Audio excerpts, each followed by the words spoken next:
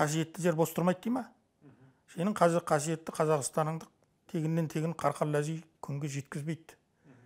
Неше түрлі бұлардан да өткен қатерлі, бұлардан да өткен зымиян, бұлардан көріп бетпердесін дұрыстап киген, қымтанған, керек болатын болса ілім мен білімнің сауытын киінген күштер кіруі мүмкін.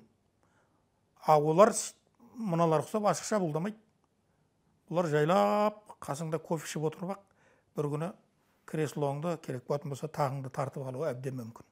Сондықтан азаматтар өте сергек болған жөн деймін. Қазақтың кез келген азаматы оған сергек болу, сергек қараған жөн.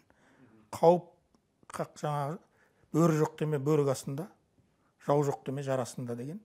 Себебі осынша кеңістікті, осынша дәулетті, осынша қазынаны керек болатын болса қазақ деген қасиетті халықтың жүрегіне, мына Қазақстан деген қасиетті топырақтың жаңағы топырағына жасырынған рухани қазынаны жоймақ болып жүрген күштер, ол бүгін болмаса ертең іске кіріседі.